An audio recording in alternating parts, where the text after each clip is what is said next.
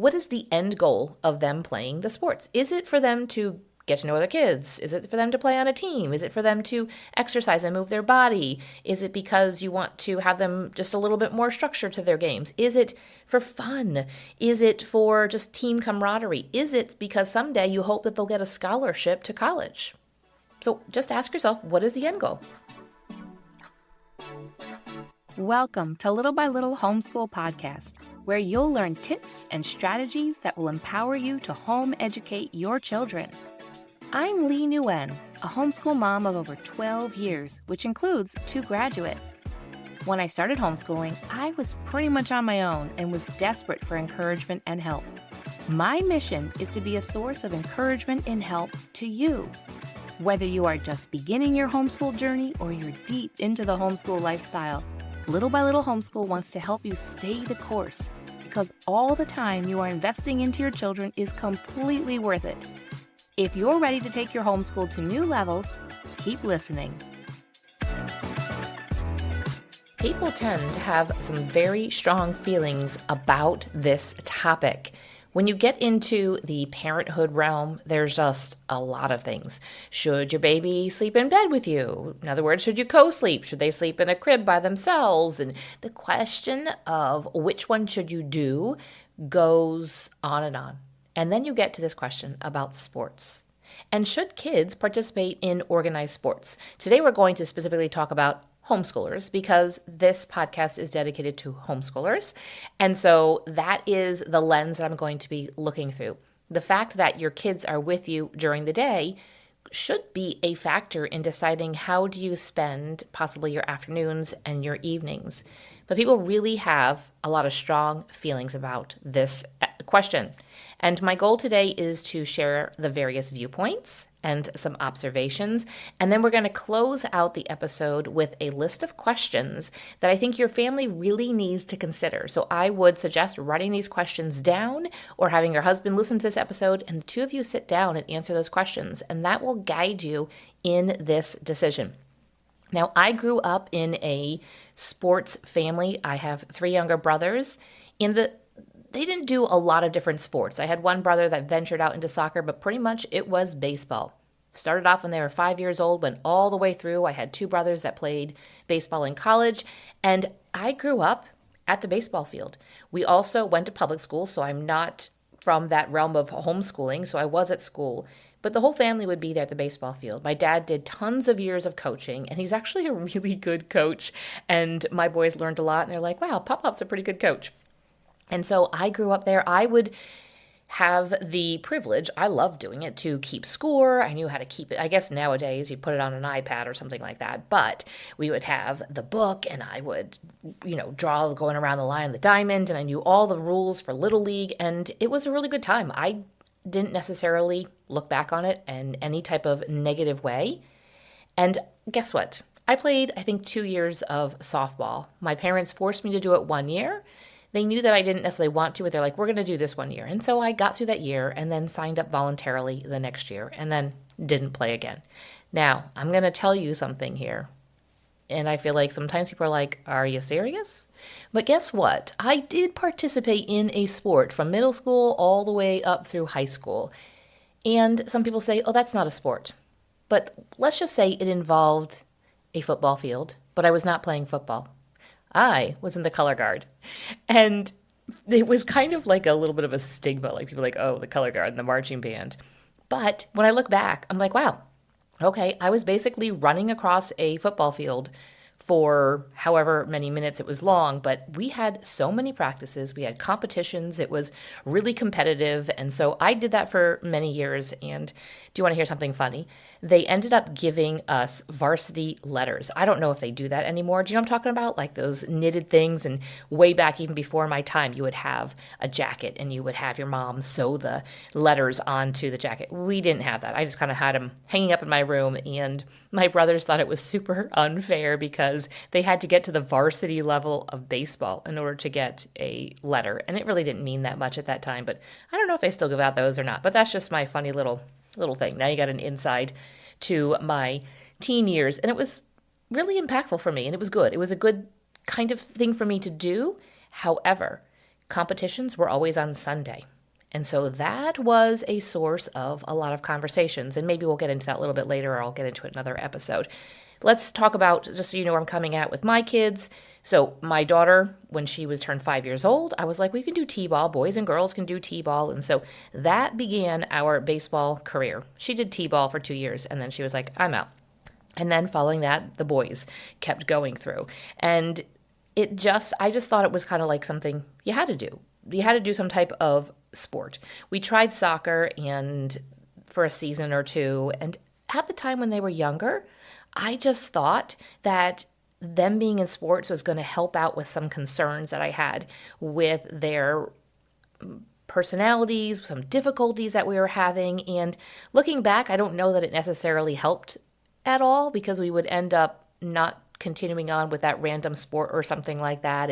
But we tried it, and we realized then, okay, this wasn't necessarily going to solve our problems, but they did learn a lot. And my older son did play baseball because we felt like it was a good thing for him to do, even though he wasn't a superstar. And we had some concerns and some behavior things that we were trying to work through with him. And so my husband had to be a coach, because I was like, we are not leaving him there. First of all, with strangers. We weren't necessarily a part of the school system, so I didn't know a lot of these people, even though the sports were not part of the school system. Everybody seemed to know each other. I was like, I don't know these people. We're not just leaving him there. And I have 2 other children, and I don't want to be sitting out in the rain or the snow while they are practicing, watching him practice with the other kids. And we just felt like it was a good thing for my husband to be there to guide and to kind of buffer some things, and he did. And so that kind of was our journey of sports. And this is actually currently my first spring in 16 years that I am not at a baseball field. And it feels a little sad. I enjoyed it last year, and I knew that it was going to be our last year, because our kids here in New York, they end up aging out of like recreational leagues. They are not allowed to play in any of the school sports because of our homeschool regulations, but they end up aging out. You can find travel leagues, but we're really not that into it. It isn't worth the investment. Thanks for bearing through with those stories. I wanted you to get a glimpse of my background and what my family has done, so that you know that I'm not coming into this with one answer, with one viewpoint, and I'm not going to come down heavy-handed on you if you think differently than the other viewpoint. So I want to just kind of present to you some information, because ultimately you and your husband have to make a decision for your family, and you need to make a decision for your family for right now. The decision you're making right now doesn't have to be the decision that you are going to stick with, just like with homeschooling. It is something that can grow and can change.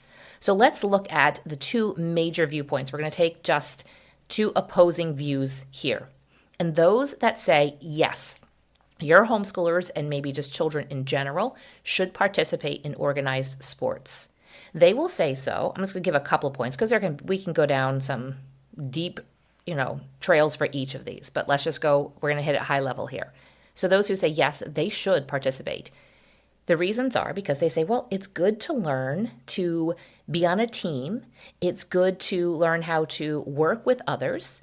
And when it comes to the homeschool viewpoint, people say, well, your kids aren't in school having to deal with other kids and problems and negotiate and work on team and team building. So therefore, organized sports is a way that they can get this. I don't think it's the only way, and I don't think that a 6-year-old that does not learn how to deal with others doesn't learn how to deal with conflict resolution. Because if they have siblings or they play with kids in the neighborhood, it will happen. But some will vehemently say, this is why, because they need to learn how to be on a team. Another reason why parents say, yes, kids need to be a part of organized sports is because the parents love sports. Might love sports in general. They might love 1 or 2 specific sports. Another reason why parents would say yes is because the kids love sports. Again, it might be one specific sport, or it might be a variety of sports. Now let's take the other side. There are families who say, no, homeschool children or children in general should not participate in organized sports. And they'll say, well, it's because it takes away from the family. And we should just allow kids to play organically, come up with their own games, or maybe they do want to play baseball or soccer, but it's kind of like a pickup sort of game in the neighborhood, or it is getting a bunch of kids just together at a field and letting them organize it. And instead of having adults directing and having a specific guidance and having all of these rules, let them come up with their own rules. Let them then resolve conflicts when somebody else on the team violates those rules and it isn't adults that are stepping in. And just overall, that it can just take away from family time.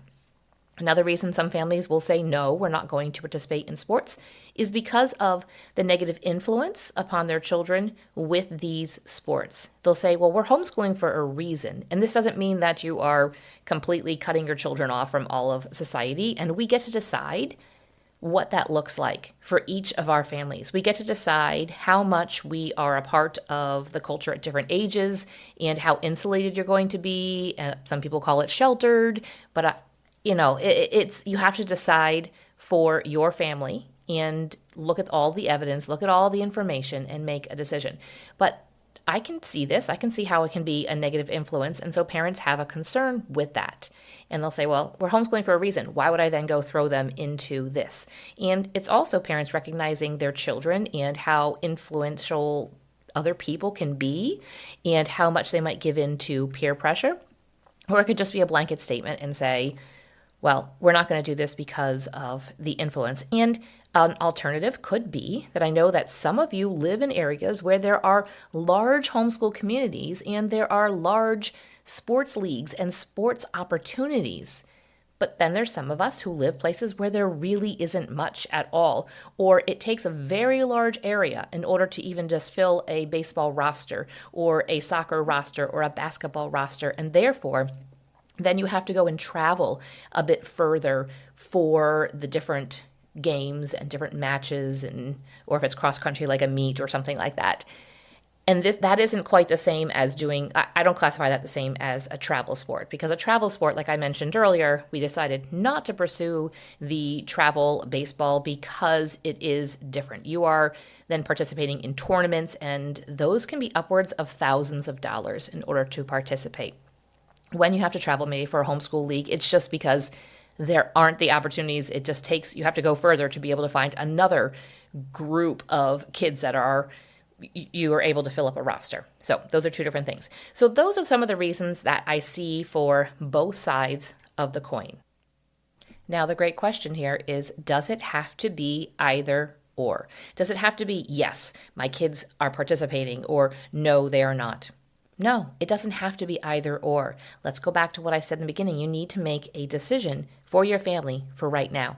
I have known of homeschool families who have said, we are not going to do sports. Our family culture looks like this. It might look like tea times. And I'm not saying that these have to be two different things. It doesn't mean that if you participate in sports, you can't do tea times. But they might just have an idea of what their homeschool and their family culture is going to look like.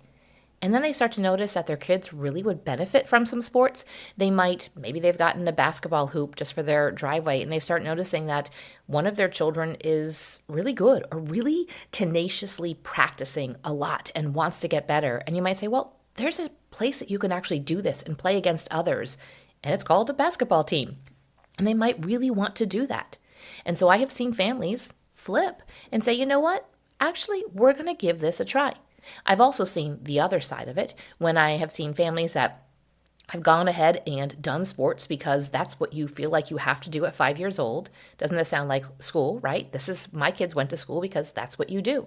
And so they're like, well, everybody else is doing sports. Let's go and do it. And they find that their family is actually quite miserable doing so.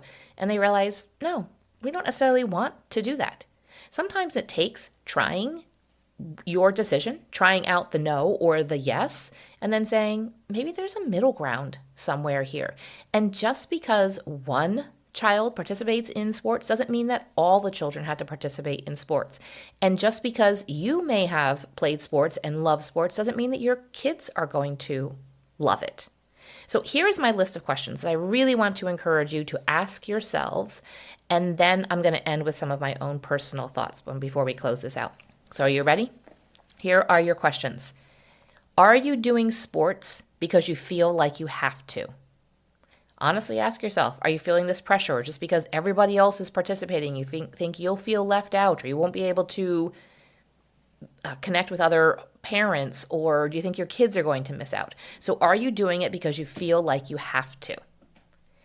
Does the sport or sports fit with your family culture? Think about that. Is this what you're going for? If it is, great. If it's not, then you don't have to do it. Question number 3 is, are you trying to live through your children? This one really hits hard. We can all probably think of at least one person in our life, or a couple or a family, and their lives are completely wrapped up in living through their children and their children playing sports. And sometimes you can see it, and it actually makes me a little bit sad because the kids don't really want to be there. They don't really want to participate. It's the parents that are so invested in it. So ask yourself, are you trying to live through your child? This can go for anything. This doesn't even have to necessarily do with sports. This could be other activities or clubs or anything, hobbies. You trying to live through your child. Look at our children individually and see if it is a good fit for them. The next question is, will this consume your time and negatively put an impact upon your family? When I say consume your time, I mean consume your time. Not like, okay, 2 nights a week, it's going to take us an hour and a half, because it takes 15 minutes to get to the field.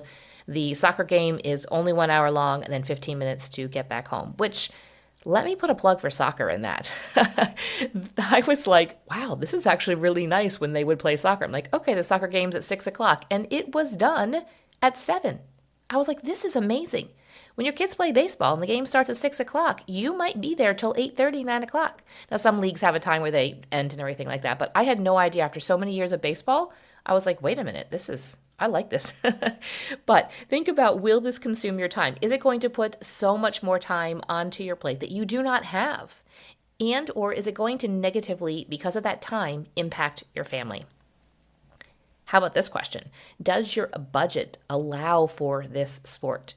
Now, there are some leagues that'll offer scholarships, or they'll offer, maybe you can do different types of fundraisers in order to offset some of the cost for it.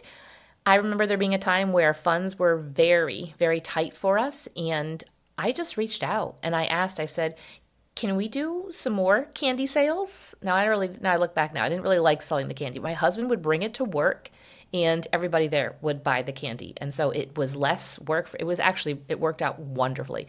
I didn't necessarily have to have my kids walk around the neighborhood and ask people to buy candy bars. He would just bring it to work, and that really helped us out financially.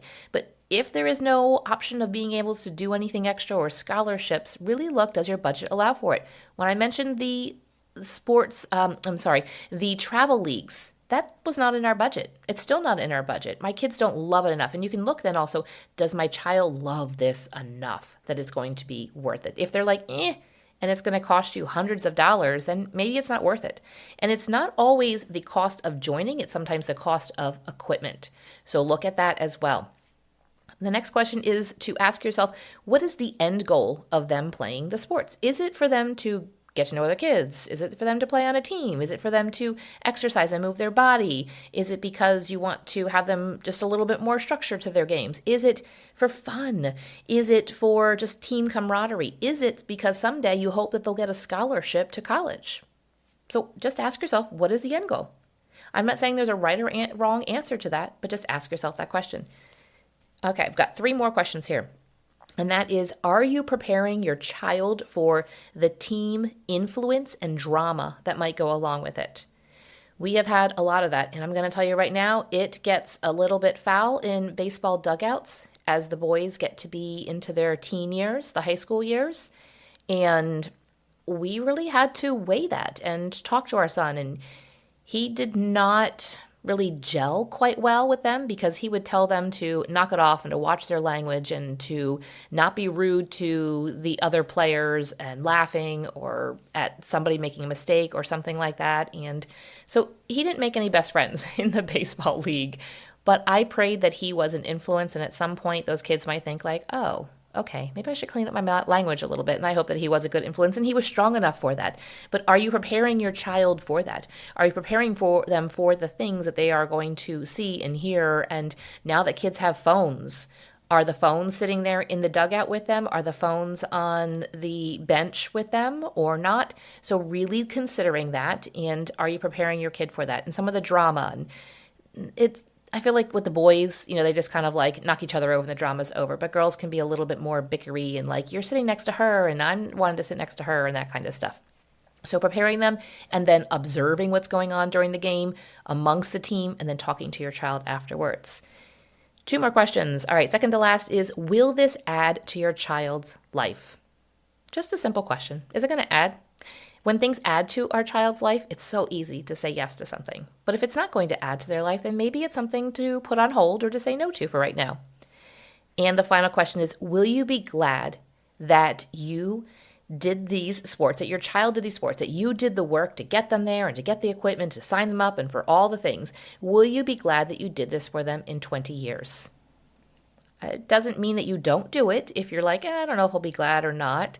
Again, some of these things, it doesn't really matter. It's not a question of where they will spend eternity or anything like that. But I think it is a good question to ask ourselves of how do we spend our time now? Real quick, before I wrap this up, I want to give you my thoughts. I honestly have no problem with sports, with kids playing sports, but I want to encourage you to be intentional. There were times that we were not intentional and we had signed up for things and I'm like, well, we're going to commit to the end of this season, and then we changed course. And so I want to encourage you to be intentional, and sometimes you might not find that intentionality until you've actually gotten yourself into something. And maybe the team is so large that your kid is sitting on the bench for most of the game, and they're not going to miss him if you say to the coach, hey, you know what? I think we're going to tap out here. I think we're kind of going to be done. And it's okay to pull out of sports, maybe not during the season. I mean, again, you have to look at the picture and look at how it's going to affect the team and the fact that you say you're going to commit to something and then pull out of it, but it might be so negative that it might be worth it just to pull out. But just to ask yourself, is this what we're doing? Is it meeting our family goals? Is it serving my family? And I want to encourage you again to choose each year which sport you're going to do. Even as my boys got older, I would ask them every year. My older son, he did not go all the way up through 16. He decided, I think he played up through 14, maybe 15. He had one more year he could play. And he said, no, I don't want to play. We're like, well, we're willing to pay for the fee to do it. And you have the equipment. And maybe you need some new cleats. We can get those. And he said, no, I would rather work. So we're like, okay, gave him that choice. But choose each year and allow margin into your days. I have seen over and over again where families will serve the God of lowercase g, God of busyness, and they have multiple children in multiple different sports activities, different leagues at the very same time, and have multiple places to be at the very same time on, let's say, every Saturday. And so I would want to encourage you as a mom that's looking back now to make sure that you allow margin for your family to just be a family, allow margin for your kids just to be kids and not to always be busy. If you have enjoyed this episode, well, I hope so. I hope maybe I've given you a little bit of food for thought here. One way that you can encourage and to help Little by Little Homeschool is to leave a review for the podcast. Specifically, if you listen to this on Apple, those really help. Now, the ratings are the stars, and the review is actually when you write something out. And when a podcast gets a rating and or a review, then Apple says, oh, people will like this, and they push it out to other homeschool moms. And I would love to be able to reach more homeschool moms. So if you can just take a moment and leave a rating and a review, that would be very much appreciated. Thank you, and we'll see you back here really soon. Thank you for listening, friend. I'd love to connect with you more. You can find social media links in the show notes and share this episode with a friend who could use a boost to her homeschool. See you back here real soon.